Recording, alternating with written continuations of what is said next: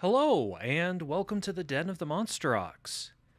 Okay, so look, I know at the end of my last video that I said that I would be doing videos on my favorite game series of all time, and, well, that project is taking longer than I would have hoped. So, I will have to postpone that for a little farther down the line.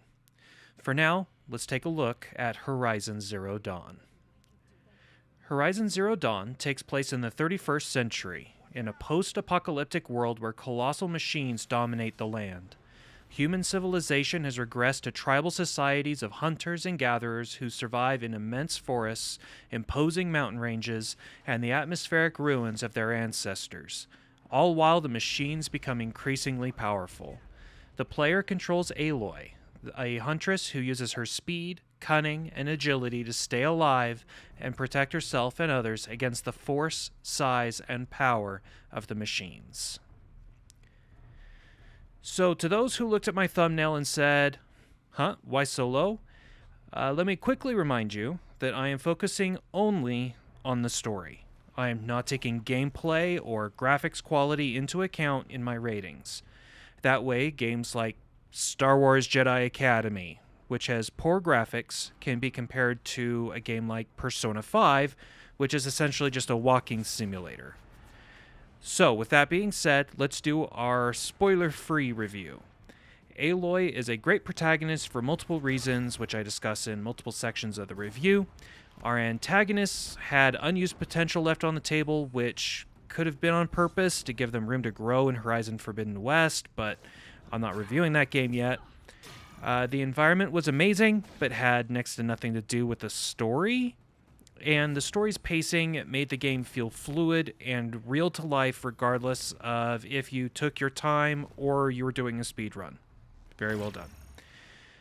Alright, so if for some reason you have been living under a rock and haven't played this game yet and don't want spoilers, this is your time to tap out. And for everyone else, let's get into it. The story of Aloy follows a fairly typical hero's journey. She starts at the bottom of her society as an outcast, but when tragedy strikes, she is called to go out into the world to solve the problem that only she can solve. Now, I don't inherently dislike heroes' journeys, but it does depend on a couple different factors. Let's look at some examples I like. Frodo Baggins goes on a hero's journey in Lord of the Rings. Luke Skywalker goes on a hero's journey in Star Wars. The thing I look for in a hero's journey story is what makes it unique. Frodo couldn't have finished his quest without Sam. Luke had to fight his own father and come to terms with what his true family history was, since the version he had always been told was a lie. So what makes Aloy's journey unique? Well, how do I put it? I think the best way to say it is the extremes that the writers went to. It would kind of be like spelunking through a cave and it opening up into an impressive, large room, leaving you looking around in wonder. And then you slip on a rock and slide down through a chute you hadn't noticed, and you land in a cave so large that you can't see the other side due to the distance. And it's just beautiful. The story of Aloy is kind of similar. It leads you to think that you could understand everything there is to know, and it's impressive. It's a very well-told story. But then you're left with a bombshell that leaves you to realize that there are even bigger powers in play, and that despite everything you've learned, you still have a long ways to go in terms of understanding what's going on. And to me, that's what really sets Aloy's journey apart. You get a resolution to the immediate story, but all the while knowing you are part of a larger world now, and in a larger world of intrigue is what you've stepped into. So, to not go into full plot synopsis mode, I'll leave it there and say that we have a 5 out of 5 protagonist. So, similar to Aloy, we are introduced to our antagonists early, but we don't really understand them until we're about halfway into the game, similar to the cave analogy. It's when you are walking into the big, impressive cave. And then you hit the bombshell, and then you start to see the larger powers in play. Now, we'll separate our antagonists into two groups, even though they really are working together. The Shadow Carja and Hades, all caps. The Shadow Carja are a tribe that follow, to paraphrase it, a mantra of the sun, that the sun has its time in the sky, but the shadow of night has its time too, and if the sun won't leave, then the shadow must push it out. Now, I like the Shadow Carja. They have their sets of ideals, and they stick to them. Their logic is a bit misguided, and they are being used, but as a whole, they aren't evil. I mean, some of their leaders are a bit sadistic, and that's putting it lightly, but the rest of their tribe aren't. Now, the entity that is using the Shadow Carja is Hades.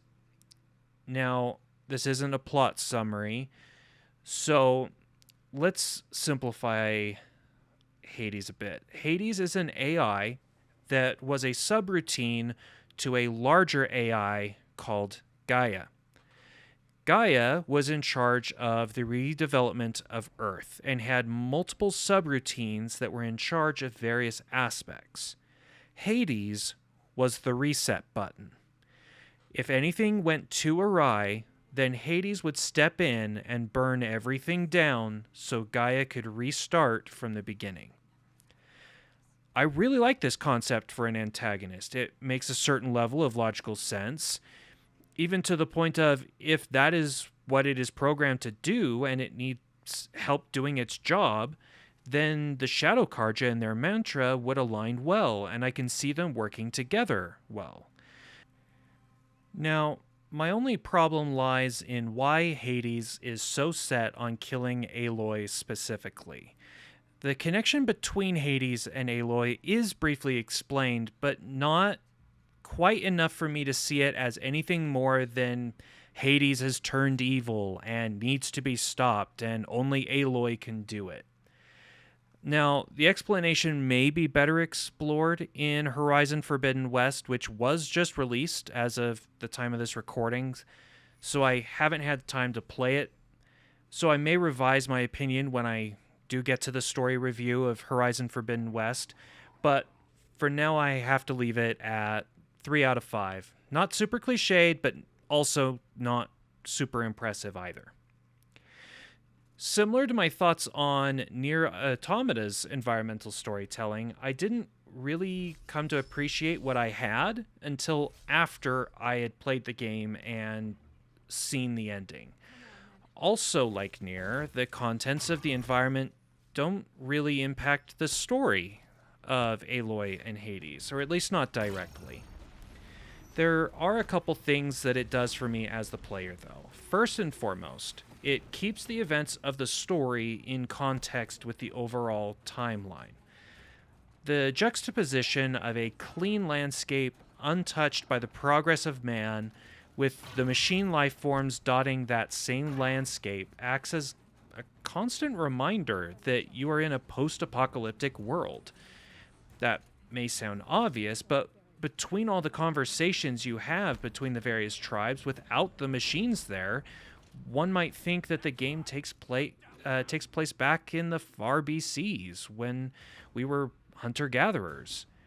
So the constant sounds of various machine life keeps you centered in your timeline and makes you keep asking what happened. And that gets into the second thing that the environment does for me, which is make me ask questions. Now, I've lived most of my life around the geographical regions that Horizon Zero Dawn takes place in.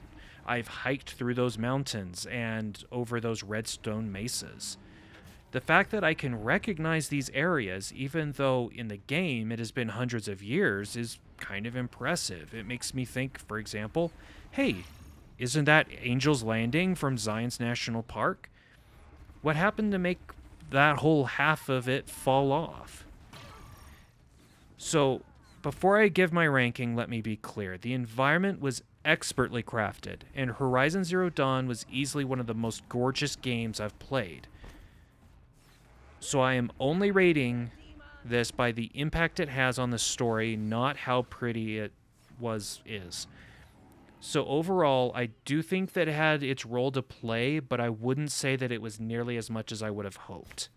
So I'll give it a 3 out of 5. Pacing is one of the key elements of a story and a character's development.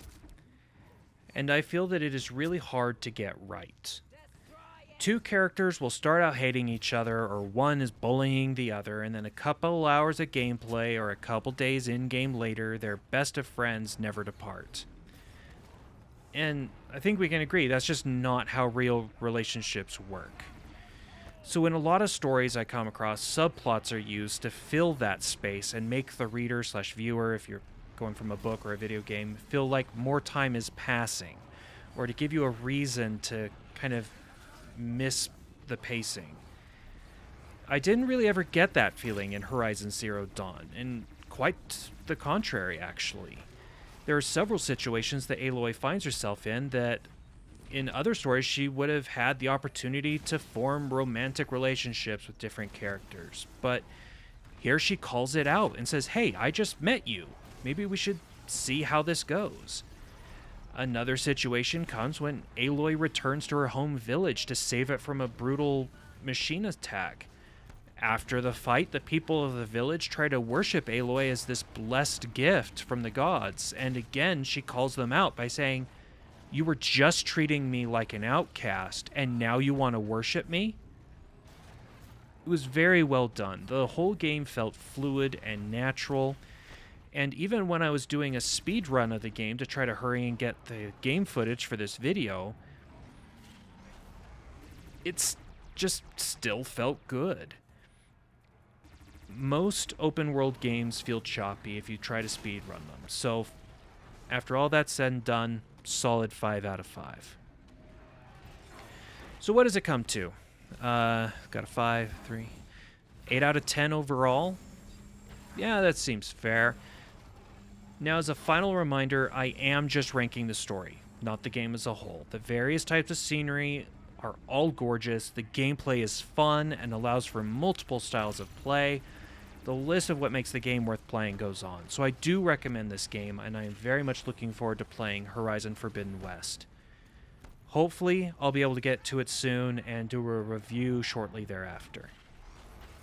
Alright, if you agree with my review, leave a like, and if you would like to see more, go ahead and hit the subscribe button. I try to stream on Twitch at least twice a week, so if you would like to discuss this review or any other review I've done, come visit me over on twitch.tv/themonsterox. I look forward to hearing your thoughts. And with that, thanks for joining me in the den, and we'll see you back for the next story review.